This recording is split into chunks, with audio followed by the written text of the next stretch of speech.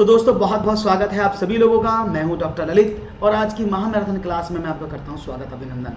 अगर आप पहली बार जुड़े हैं तो जल्दी से चैनल को सब्सक्राइब कर लें। अगर आप ऑलरेडी जुड़ चुके हैं और अपने वीडियो को लाइक नहीं किया तो जल्दी से वीडियो को लाइक कर दें और शेयर कर दें अपने फ्रेंड्स के साथ, क्योंकि आज का सेशन हम होने वाला है धमाकेदार। आपके साथ जुड़ने वाला हूं मैं एक धमाकेदार सेशन में और चाहूँगा आपके जवाब भी धमाकेदार मिले। तो सब लोग तैयार हैं? प्रणाम सभी को, मेरा प्यार भरा नमस्कार। तो सेशन को शेयर करके आओ भी जल्दी से, जिससे कि सेशन शेयर हो जाए तो बाकी सब लोगों को भी पता लग जाए कि क्लास स्टार्ट हो चुका है। कोई भी दिक्कत ना हो, तेज़ी के साथ जुड़ने की कोशिश करेंगे सभी लोग, तो एक अच्छा मौका यहाँ पर सभी लोगों के साथ क्लास में जुड़ने का प्राप्त हो जाएगा। ओके, तो मैं उम्मीद करता हूँ आप जल्दी से शेयर करके आ रहे हैं। तो जल्दी से बच्चा लोग फटाफट शेयर मारो। ओके, बढ़ेगी संख्या, बढ़ेगी। तो चलो मैं पहला सवाल आपके सामने रख रहा हूं बिना किसी देरी के। पहला सवाल आपके सामने है, बड़ा ही आसान। Question number 1, that is question mark in square root -34 is equal to 484 किसमें? स्क्वायर रूट में है। तो फाइंड आउट द आंसर, ये आपको बताना है। बहुत ही आसान सवाल है और जब आप तेजी से आंसर करेंगे तो ये और भी अच्छा हो जाएगा। क्वेश्चन आपके सामने क्या है? क्वेश्चन है पहला कि क्वेश्चन मार्क दिया है, उसका वर्ग है, मूल है -34 बराबर 484 का वर्गमूल है। तो आपको बताना है इसका आंसर क्या है। 56, 65, 2631 या 3136। क्या होगा जवाब? अजय कैसे हैं अजय? आज देखते हैं किस में है कितना दम, कौन देगा सबसे तेजी से उत्तर इन सवालों के। तो यहाँ पर टिकटॉक घड़ी की सुइयाँ शुरू हो चुकी हैं। आपका जवाब भी तेजी से टिकटॉक की तरह आता रहे। ओके, वेट कर रहा हूँ, आसानी के साथ जवाब मिलेगा। Yes, okay, what will be your right answer guys? Give me the answer. तो चलो भाई देखते हैं, जब तक आप भी अपना आंसर करिएगा मैं भी आपको सॉल्व करके बता देता हूँ, है ना। तो बड़ा ही सिंपल सवाल था, मैं आपको उसको बेसिक से बता दूं। अगर मैं इसकी जगह x पुट कर लेता हूं तो मेरा सवाल क्या बनेगा? √x -34 इज इक्वल टू 484 का वर्गमूल। ये किसका होता है? 22 का होता है ना। तो √x -34 इज इक्वल टू 22, क्योंकि 484 का जब आप वर्गमूल निकालोगे, हालांकि इसका मुझे 22 पता है, तो आप ऐसे निकालोगे 2 दूनी 4, क्या बचा? 84, 2 और 2 4, आपने यहाँ पर दे 2 तो 42 दूनी 84, 22। तो मैंने √x का वैल्यू निकाला तो क्या मिला मुझे? 22 + 34। तो क्या हुआ? √x इज इक्वल टू 3 और 2 5, 56। और अगर मैं बात करूँ x की तो क्या हो जाएगा? 56 का स्क्वायर। यही तो सवाल करना था। और 56 का स्क्वायर कितना होगा? D option. डी को लॉक किया जाए, लॉक कर दिया गया है, डी को लॉक कर दिया गया है।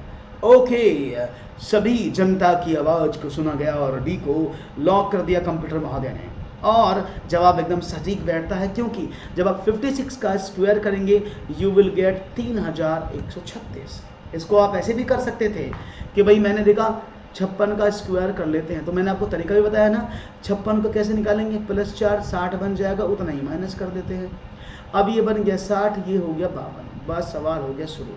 4 चौक 16 का 6 का हासिल लगा 1, 6 दूनी 12 और 1 13, 6 पंजे 30 और 1 31। ये आ गया आपका सवाल 3136। बहुत बढ़िया जवाब है, खूबसूरत जवाब। एक और सवाल आपके स्क्रीन पर ये रहा। चलो, एक भिन्न के अंश में 25% की वृद्धि करें और उसी भिन्न के साथ में आपने क्या काम किया? उसी भिन्न में आप हर को दोगुना करें तो प्राप्त भिन्न 5/9 होगी। मूल भिन्न क्या है ये आपको बताना है। एक भिन्न के अंश में 25% वृद्धि करें तथा हर को दोगुना करें तो प्राप्त भिन्न 5/9 है। मूल भिन्न क्या होगी ये आपको बताना है। तो मैं चाहूँगा जवाब मिले। तो देखते हैं आपका जवाब आकर मुझे क्या मिलता है। Let's see what will be your answer. तेजी के साथ पढ़े हैं सब लोग, विश्वास जताते हुए सवाल की तरफ, और देखते हैं ऐसे सवालों को करते समय हमें किन किन समस्याओं का सामना करना पड़ता है। क्वेश्चन बहुत ही इंपॉर्टेंट है, all questions are important and you have to do these question in a manner, तो तभी सवाल में बात बनेगी। तो यहाँ पर कहा सर सी को लॉक कर दिया जाए। ओ क्या बात है, सबने कहा सर सी को लॉक कर दिया जाए। ओके, हम सी को लॉक कर देते हैं जैसा आप कहेंगे। ओह अजय, आपने इतना रो के सी को क्यों कहा है? समझते हैं सवाल। देखिए, इस सवाल को करने के बहुत सारे तरीके हैं। आप सबने कहा है सी, समझते हैं। तुम जनरली कैसे करते हैं सवालों को? हम ये मान लेते हैं कि हमने माना भिन्न कितनी x अपॉन वाई। अब क्या करेंगे? उसने बोला अंश में 25% बढ़ाओ, तो x प्लस x का 25%। भिन्न को दुगुना करो तो y बराबर क्या हो जाएगा? 2y। अब इस सवाल को करोगे जो कि आपके लिए बहुत बड़ी प्रॉब्लम क्रिएट करेगा। तो मैं इसका छूमंतर तरीका आपको बताता हूँ, सुनेंगे आप? पक्का ना? समझते हैं। आप जब भी इस भिन्न के सवाल निकालेंगे जिसमें अंश और हर की बात की गई हो, जिसमें अंश और हर की बात की गई हो, तो आप छोटा सा काम करेंगे। क्या आप अंश को भी 100% मानेंगे, हर को भी 100% ही मानेंगे?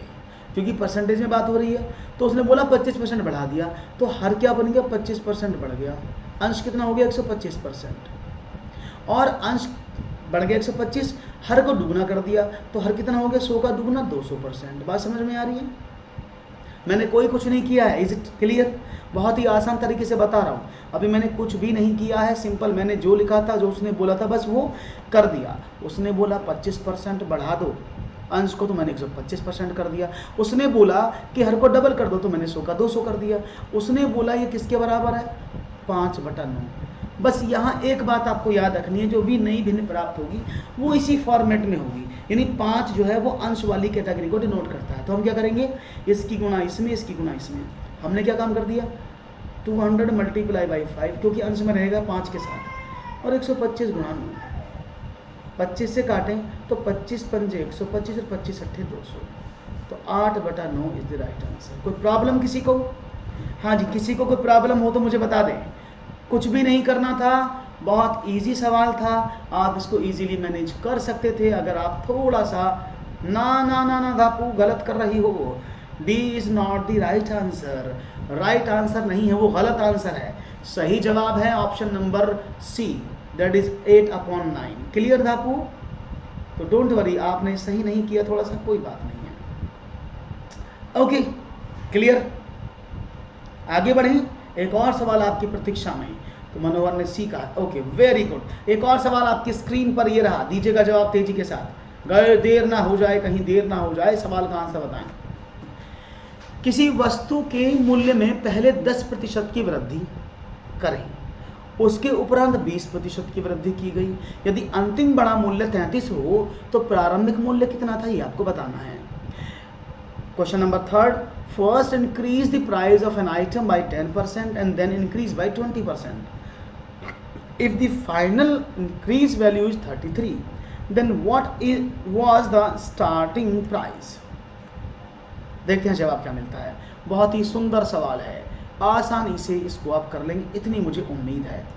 तो देखते हैं आपका जवाब क्या मिलता है। ओके, बहुत ही सिंपल सवाल। अगर आपको x नहीं मानना है, अगर आप x से घबराते हैं, x से आप परेशान हो जाते हैं, तो हम उसकी बीमारी को दूर भगाते हैं। हम x नहीं मानेंगे सवाल में, और सवाल को करने की कोशिश करेंगे आप लोगों के सामने। ओके, तो देखें कितनी आसानी से सवाल को हम कर सकते हैं। Are you ready? All of you ready ना? ओके, सब तैयार हैं। तो समझते हैं जवाब क्या था। देखिए, समझने की कोशिश करना। ये दो हैं वैल्यू, कौन सी हैं? जो सक्सेसिव परसेंटेज हैं, यानी पहले आपने 10% बढ़ाया, फिर आपने 20% बढ़ाया।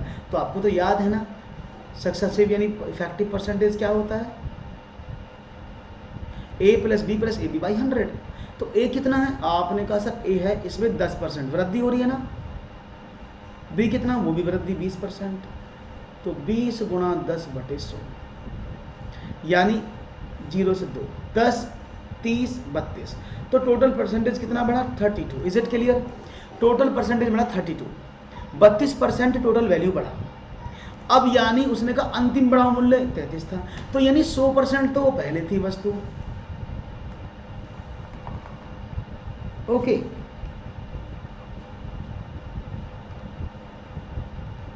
सौ % तो वो पहले वस्तु थी, 32% उस पर ये बढ़ गया, तो वस्तु कितने परसेंट बन गई? आपने कहा टोटल 132%। यानी आपके पास जब किसी 100% की वस्तु पर 10% और 20% बढ़ाया गया, तो टोटल बनकर वो 132% हुई। और उसने कहा 132% का वैल्यू किसके बराबर है? अंतिम में 33%, 33 के बराबर है। तो उसने पूछा प्रारंभिक मूल्य 100% का वैल्यू पूछ रहा था भाई, तो क्या करें 33 मल्टीप्लाई बाई 100 अपॉन 132। अब 33 से डिवाइड करें, 33 चौका 4 बार कटेगा ना 132, और 4 से डिवाइड करें तो कितना हो 25। तो प्रारंभिक मूल्य कितना था 25 rupees. Option number D is the right answer. कोई बात नहीं है सुभाष चंद्रा जी, मैथ मजबूत बन जाएगा, चिंता काहे करते हैं। Is it clear? कोई प्रॉब्लम तो नहीं, किसी को कोई एक्स नहीं माना आपने और सीधा आपका सवाल हो गया। Is it okay? यस के नो? से यस, से नो, से समथिंग। डी, बहुत बढ़िया, एकदम सही जवाब था ऑप्शन नंबर डी जो आपने दिया है अब Ajay. Okay, right option D है, बहुत बढ़िया। आगे बढ़े, क्लियर हो गया ना? वेरी नाइस, आप तो बड़े समझदार हैं। एक और सवाल आपके सामने, कामनी फ्रॉम लेक सिटी। एक और सवाल, चलो बढ़ते हैं आपके समक्ष। ये रहा आपका सवाल। किसी घन की भुजा 8 सेंटीमीटर है, तो उसमें 4 सेंटीमीटर लंबे, 2 सेंटीमीटर चौड़े और 1 सेंटीमीटर ऊंचे कितने बॉक्स आ सकते हैं? If the side of a cube is 8 centimeter, then how many boxes can it be? 4 centimeter long, 2 centimeter wide and 1 centimeter high. How many boxes you can put? देखते हैं जवाब क्या मिलता है आपका। A, B, C और D के रूप में जवाब। ओ अजय बहुत तेजी से सुपर फास्ट हो गए हैं। आप लोग भी सुपर फास्ट हैं कि नहीं हैं? आप किसी से कम है क्या? आप सुपर फास्ट नहीं हैं, है कि नहीं? है ना? तो शुरू करो कहानी, जल्दी से बताओ क्या होगा जवाब। ओके, हाँ यही चाहिए मुझे जवाब आप लोगों का।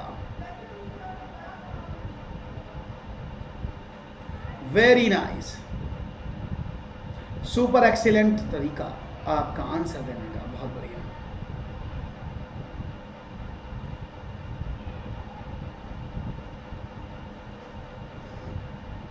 ओके,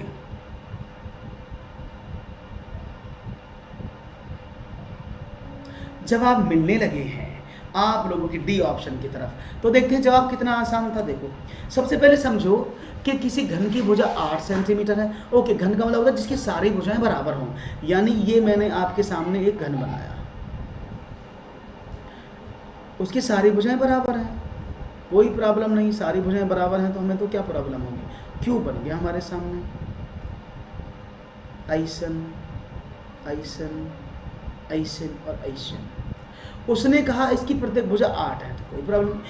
अब उसने कहा एक और छोटा सा क्यूबॉइड है, ये वाला क्यूबॉइड, उसके अकॉर्डिंग क्या है? उसने कहा इसकी भुजाएं अलग अलग है। क्या? 2 सेंटीमीटर लंबा है, 1 सेंटीमीटर ऊंचा और 4 सेंटीमीटर चौड़ा है। तो अगर मैं इस टोटल वॉल्यूम का निकाल के इस पूरे घन का वॉल्यूम निकालूं और इस बॉक्स के वॉल्यूम से डिवाइड कर दूं छोटे वाले से, तो मुझे पता लग जाएगा ना कितने बॉक्सेस आ सकते हैं। तो मैंने इस बड़े वाले क्यूब का वॉल्यूम निकाला जो ए क्यूब होता है, नीचे वाले का LBH होता है, इसका क्यूबॉइड का। तो ए क्यूब का मतलब 8 मल्टीप्लाई बाई 8 मल्टीप्लाई बाई 8, और इसका मतलब लंबाई गुणा चौड़ाई गुणा ऊंचाई, 4 दूनी 8, 8 अट्ठे 64। तो ऐसे ऐसे 64 बॉक्सेस आप रख सकते हैं। तो डी ऑप्शन गलत है। सब लोगों ने एक सुर में डी बोला है, कितना गलत जवाब आप दे रहे हैं। आप सोचें, इतना गलत जवाब चलेगा क्या? क्या आप इतने गलत जवाब से सेटिस्फाइड हैं? मुझे तो लगता नहीं कि आप सेटिस्फाइड होंगे इतने गलत जवाब से। तो ये सही जवाब नहीं था, आपको सही जवाब को चुनना था और आपने गलत जवाब को चूज कर लिया हैं।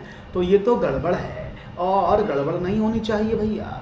गड़बड़ है तो गड़बड़ है सवाल में। राइट ऑप्शन था option number C.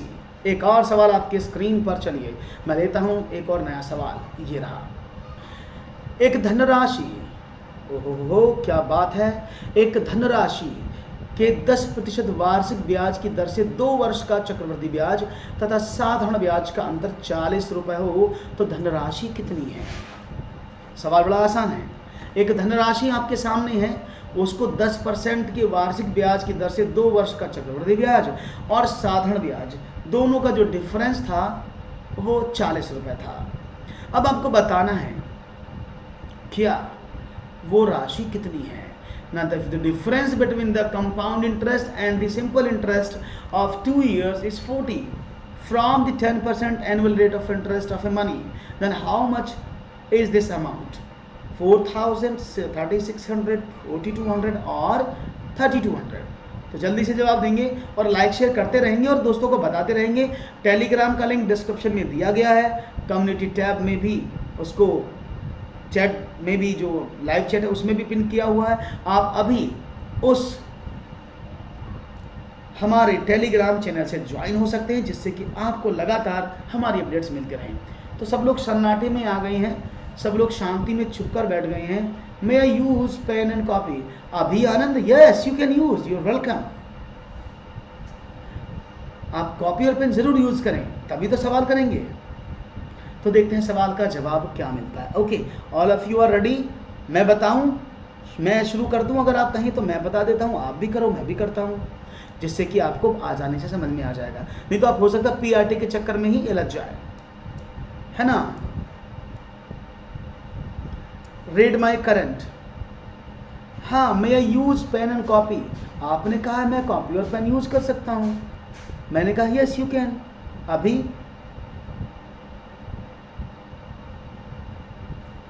I already told you can use which one you want.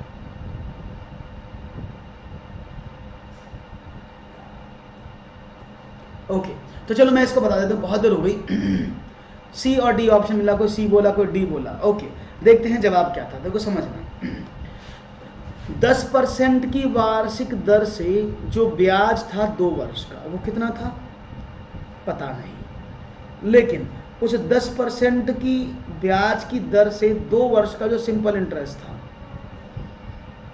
SI और जो CI था 2 साल का, उन दोनों अमाउंट का डिफरेंस कितना है? आपने कहा 40 रुपए। यहां तक तो बात समझ में आ रही है कि 10% की दर है, 10% का ही दोनों के लिए दर है, कंपाउंड भी और सिंपल भी। उन दोनों को 2 साल का ब्याज निकाला गया, दोनों ब्याजों में 40 रुपए का अंतर आया। तो हमने क्या काम किया, समझते रहना। अगर मैं 2 वर्ष का सिंपल इंटरेस्ट निकालूं तो आप क्या कहेंगे? पहले साल 10%, दूसरे साल भी 10%, तो 20% ब्याज मिला उसको, कितने पर? 2 वर्षों में। चक्रवृद्धि की बात करते हैं तो पहले साल में 10%, अगले साल में 10% और 10 का 10% 1, यानी 21% ब्याज मिला। ये बात समझ में आ रही है मैंने कैसे किया? कंपाउंड, फॉर एग्जांपल मैं आपको ऐसे समझाता हूँ, ध्यान से समझिएगा, हो सकता है वो आपको ज़्यादा क्लियर कर दे। अगर मैं 100% था मेरे पास अमाउंट, 100% का 2 साल से मैं निकालता हूँ ब्याज 10% की दर से, तो कितना मिलेगा? आपने कहा 20%। अब मैंने पहले 100% का निकाला 10% से, तो कितना हुआ? 10। आपने कहा 110% बन गया, फिर 10% का ब्याज लगा, क्योंकि ब्याज पर ब्याज लगता है ना उसमें, तो 110 का फिर 10% से निकाला तो कितना हुआ? 11 रुपये, यानी टोटल 121% ब्याज मिला। 100 इसमें से घटा दिया तो 21% ब्याज आपको कंपाउंड इंटरेस्ट मिला। Is it clear? Sir main part को क्या बोलते हैं, मैं समझा नहीं। ऑप्यूस गेमिंग, ये आप कौन से मेन पार्ट की बात कर रहे हैं? Is it clear? अब क्या देखते हैं यहाँ पर? अब आपने देखा CI और SI, इन दोनों का डिफरेंस कितना था? 40 रुपये। CI 21% है, SI 20% है, दोनों का अंतर 40 के बराबर है, तो 1% किसके बराबर? 40 के बराबर ना। तो जब 1% 40 के बराबर है तो 100% किसके बराबर? आपने कहा 4000 के बराबर। यही आंसर, सबका गलत था। Okay, is it clear? हाँ, answer will be C. No no no, not C, it's option A. Repeat दोबारा से कर देंगे, कोई प्रॉब्लम नहीं है, दोबारा देखो फिर समझाता हूँ, ध्यान से समझना। मैंने क्वेश्चन में क्या कहा? देखो सिंपल, देखो साधारण ब्याज कभी नहीं बदलता क्योंकि दर प्रत्येक वर्ष बराबर रहती है। अगर वो 2 वर्ष की बात कर रहे, चाहे 3 वर्ष की बात करें, चाहे 5 वर्ष की बात करें, तो 2 वर्ष का साधारण ब्याज पहले वर्ष 10% मिला, अगले वर्ष भी 10% ही मिलेगा, और आगे चलोगे हर साल 10% ही ब्याज मिलेगा उसको, तो 2 साल का ब्याज टोटल 20% हुआ।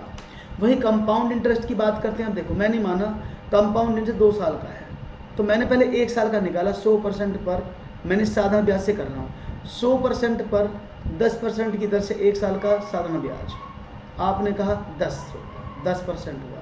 अब कितना बना, मूलधन जमा ब्याज मिश्र धन हुआ 110। अगले वर्ष के लिए यही तो बनता है, अगले वर्ष के लिए पहले साल का मिश्र धन अगले वर्ष के लिए मूलधन बनता है। दूसरे वर्ष में कितने पर ब्याज मिलेगा, 110 पर, तो 110 गुणा 10% गुणा 1/100, तो 11% यहाँ मिला। टोटल कितना हुआ, 110 ये था, 11 ये हुआ, तो टोटल धन 121% हो गया जो 100% था। तो ब्याज कितना बना, आपने कहा 21% ब्याज बना। हालांकि आप इसको शॉर्ट में भी कर सकते थे, कैसे कि पहले साल 10% ब्याज, दूसरे साल 10% ब्याज। 10% तो ठीक है, लेकिन 10% पर 10 ब्याज लेना पड़ेगा 10% का, तो 10 का 10% होता 1, तो टोटल कितना हुआ 10, 10, 20 और 1, 21। ऐसे भी आप कर सकते थे। तो टोटल कंपाउंड इंटरेस्ट कितना है, चक्रवृद्धि ब्याज 21% है, साधारण ब्याज 20% है, दोनों का अंतर 40 रुपये के बराबर है। तो 1% किसके बराबर, 40 के। तो मूलधन पूछ रहा है, धनराशि 100% होती है, कितना होगा 4000। अभी क्लियर है, इज इट क्लियर, बात समझ में आ गई, इज इट क्लियर, बात समझ में आ गई, इज इट क्लियर। आगे बढ़े, एक नए सवाल की बात करें, आगे बढ़े, ओके। तो नेक्स्ट क्वेश्चन की बात करते हैं और आपसे डिस्कस करते हैं आगे की बात। Is it clear, okay. Next question की बात मैं करता हूं, चाहूंगा इसका सवाल, देखो क्वेश्चन बहुत बढ़िया है और आपको तरीके से इनके उत्तर देने होंगे। एक और सवाल ये रहा, चलिए 12 के 2 गुणजों, सवाल को समझिएगा, अच्छा सवाल है। 12 के 2 गुणजों का लघुत्तम समापवर्त है, एलसीएम बोलते हैं इसको, लीस्ट कॉमन मल्टीप्लायर 1056 है। यदि इनमें से एक संख्या 132 हो तो दूसरी संख्या क्या होगी, 12, 72, 96 या 84। The least common multiple of 2 multiples of 12 is 1056. If one of these number is 132, then what will be the second number, 12, 72, 96 और 84? Which one is the right option? ठीक है, बात समझ में आ गई। तो देखते हैं जवाब क्या बोलते हैं, क्लियर है।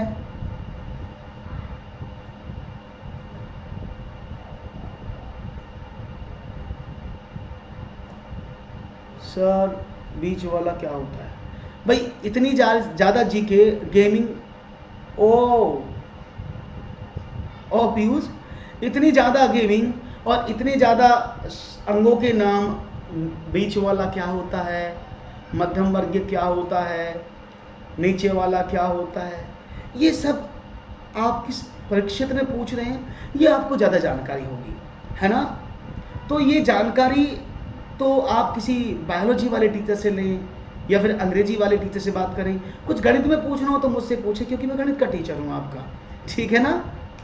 हाँ, ये बेटर रहेगा। ओके, चलो अब क्वेश्चन देखते हैं, क्वेश्चन बताइएगा क्या आंसर है।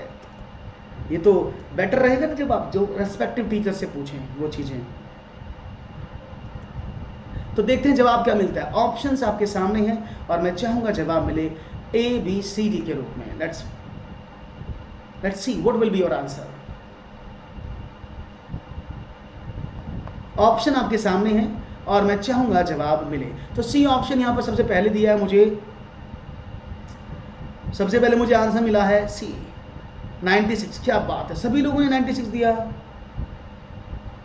बहुत बढ़िया। 96 जवाब आप लोगों का मिला है, दैट्स वेरी नाइस। तो ये जवाब 96 है और अच्छा जवाब मुझे मिल रहा है, वेरी गुड। तो देखते हैं आपका जवाब 96 आया। Okay, let's see what will be your right answer.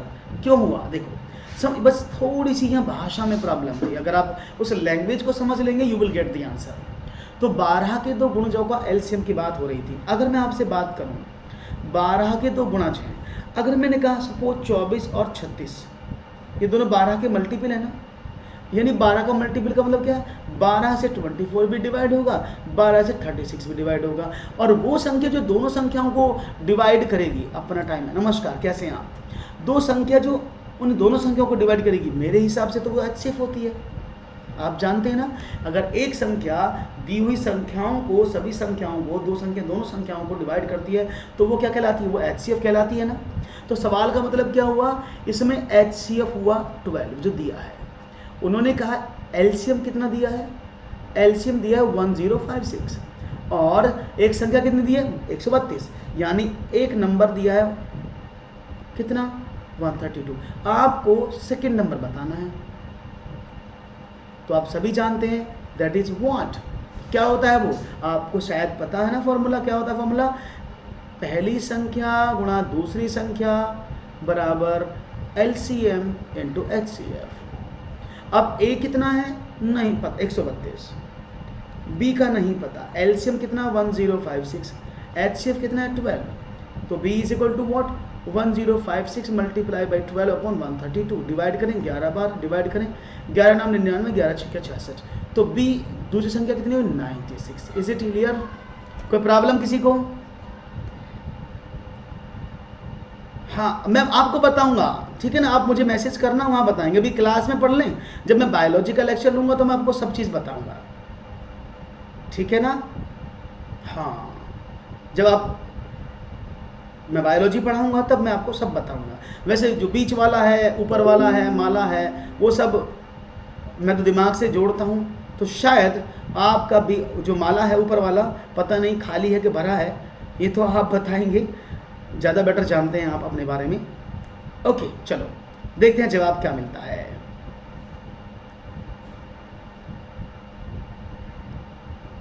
Clear? चलो अब थोड़ा सा ध्यान पढ़ाई पर लगा लो। ऑफ यूज, ओके, जवाब क्या मिलता है? Let's see. इसकी कैसे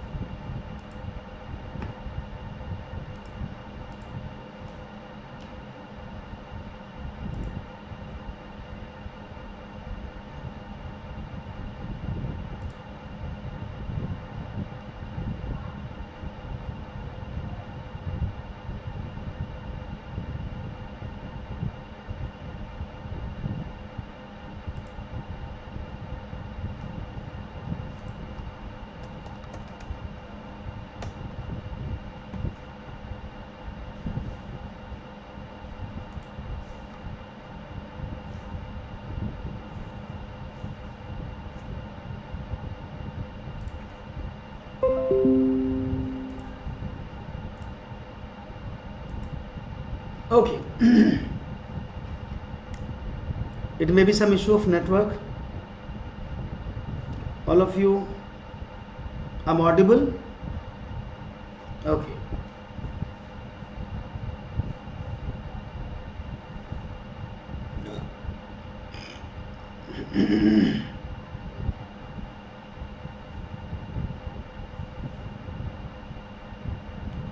सो होप सो मेरी आवाज़ आप तक पहुंच रही होगी। अभी कोई इशू हो तो प्लीज़ मुझे बता दीजिएगा, मैं वेट कर रहा हूं आपके रिस्पॉन्स का।